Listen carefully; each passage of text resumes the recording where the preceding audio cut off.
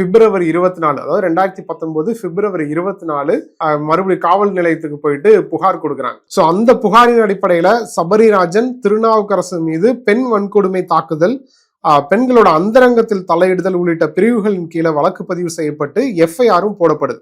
இதுக்கடையில என்ன ஆகுது அப்படின்னா, பிப்ரவரி 26 இந்த சபரிராஜனையும் திருநாவுக்கரசையும் அந்த கம்ப்ளைண்ட் கொடுத்த மாணவியோட சகோதரர் தன்னோட நண்பர்களோட சேர்ந்து போயிட்டு அடிச்சு அந்த பசங்க, அந்த சபரியும் திருநாவுக்கரசும் அந்த கும்பல் பண்ண அட்டூழியங்களை கேட்டறிகிறாங்க. அப்போ அந்த மாணவியோட அண்ணனோட ஃப்ரெண்ட்ஸ் எல்லாம் வீடியோ எடுத்திருப்பாங்க இல்லையா, அந்த வீடியோவும் பயங்கர வைரலா ஷேர் ஆக ஆரம்பிச்சிருச்சு. என்ன சொல்லு, எல்லாத்தையும் நானு சதீஷ் நாகராஜன் எல்லாருமே சேர்ந்து அடிச்சு அதாவது வாங்கினேன். எது வாங்கின வீடியோ எல்லாம்? என்ன வீடியோ, யாரு பேரு, என்ன ஏதுன்னு சொல்லு. சபரியோட வீடியோ. சபரியோட வீடியோ யாரு கூட? எல்லா பொண்ணும் கூட இருந்தான். சரி, நீங்க என்ன பண்ணீங்க? நீ ஒண்ணுமே பண்ணல. சத்தியம் ஒண்ணும் பண்ணல. நீ எதுவும் டேய் சபரி, இவன் எதுவுமே பண்ணது இல்ல. பண்ணிருக்கான். என்ன பண்ணிக்கிறான்? இப்படி வா, என்ன பண்ணிக்கிறான்?